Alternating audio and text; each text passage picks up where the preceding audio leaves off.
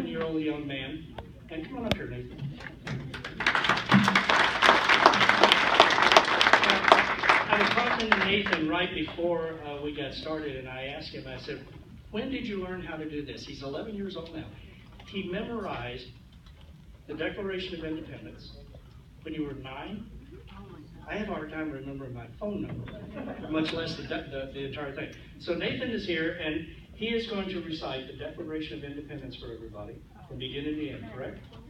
And I told him, I said, well, I've got mine over here because I haven't got it memorized. I'm going to check up on it. Do you mind? This young man has such confidence in himself. He said, yeah, sure, go ahead. So Nathan, it's yours. Go ahead.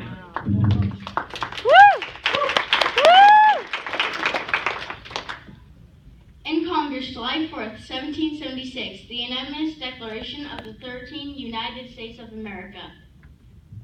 When in the course of human events, it becomes necessary for one people to dissolve the political bands which have connected them with another, and to assume among the powers of the earth the separate and equal station to which the laws of nature and nature's God entitle them, a decent respect to the opinions of mankind requires that they should declare the causes which impel them to the separation.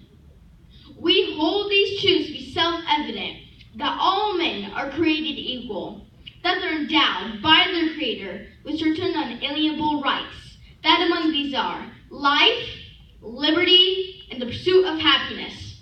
That to secure these rights, governments are instituted among men deriving their just powers from the consent of the governed.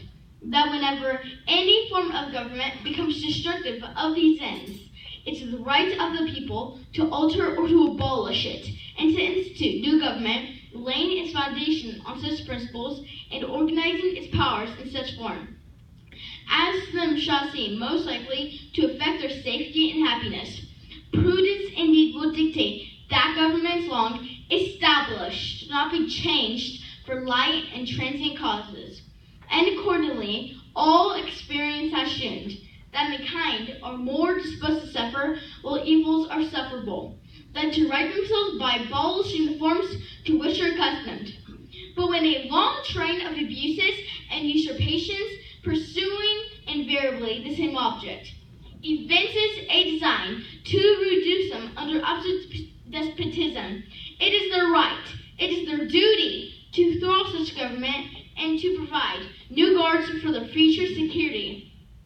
Such has been the patient sufferance of these colonies, and such is now the necessity which constrains them to alter their former systems of government.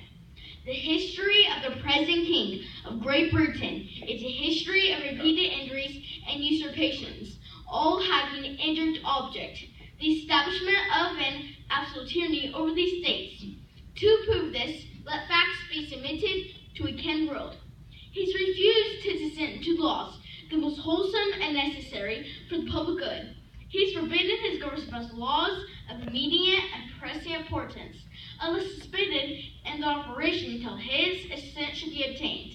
And when so suspended, he's utterly neglected to attend to them. He's refused to pass other laws for the accommodation of large districts of people, unless those people relinquish the right of representation in the legislature, a right inestimable to the man, formidable to tyrants only. He's called together legislative bodies at places unusual, uncomfortable, and distant from the depository of their public records. For the sole purpose of fatiguing them into compliance with his measures, he has dissolved representative houses repeatedly, for opposing manly firmness his evasions of the rights of the people.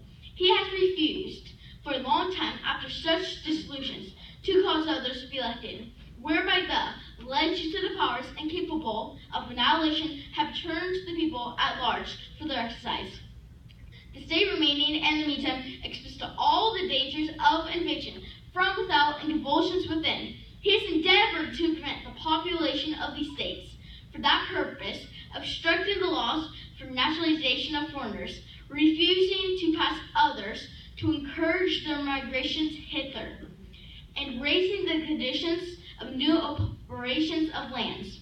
He has obstructed the administration of justice by refusing his assent to laws for establishing judiciary powers. He has made judges dependent on the will alone for the tenure of their offices and the amount and payment of their salaries. He has erected a multitude of new offices and sent hither swarms of officers to harass our people and eat out their substance. He has kept among us in times of peace, standing armies without the consent of the legislatures. He has effected to render the military independent of and superior to the civil power. He has combined with others to subject us to a jurisdiction foreign to our Constitution and unacknowledged by our laws, giving his assent to their acts of pretended legislation for quartering large bodies of armed troops among us, for protecting them by mock trial from punishment for any murders which they should commit on the inhabitants of the states, for cutting off our trade with all parts of the world, for imposing taxes on us without our consent, for depriving us, in many cases, of the benefits of trial by jury, for transporting us beyond seas to be tried for pretended offenses, for abolishing the free system of English laws in a neighboring province, establishing therein arbitrary government and enlarging its boundaries, so as to render it at once an example and fit instrument for introducing the same absolute rule into these colonies, for taking away our charters, abolishing our most valuable laws, and altering fundamentally the forms of our governments, for spinning our own legislatures and declaring themselves invested with power to legislate for us in all cases whatsoever. He's abdicated the government here by declaring us out of his protection and waging war against us.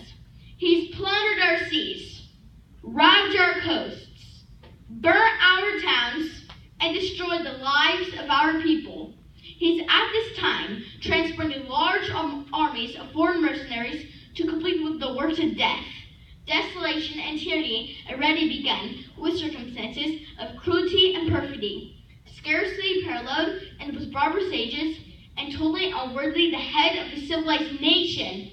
He's constrained our fellow citizens, taken captive on the high seas, to bear arms against their country, to become the executioners of their friends and brethren, or to fall themselves by their hands. He has excited domestic insurrections amongst us, and has endeavored to bring on the habits of our frontiers, the merciless Indian savages, whose known rule of warfare is an undistinguished destruction of all ages, sexes, and conditions. Every stage of these oppressions, we petition for redress in the most humble terms. Our repeated petitions have been answered only by repeated injury. A prince whose character is thus marked by every act which may define a tyrant is fit to be the ruler of a free people. Nor have we been wanting in attentions to our British brethren. We have warned them from time to time of attempts by the legislature to extend an enforceable jurisdiction over us. We've reminded them of the circumstances of our immigration and settlement here. We've appealed to their native justice and magnanimity, and we've conjured them by the ties of our common kindred to disavow these usurpations, which would inevitably enter our connections and correspondence. They to whom death the words of justice and of consanguinity. We must therefore acquiesce in the necessity which denounces our separation, and hold them, as we hold the rest of mankind, enemies and war of his friends.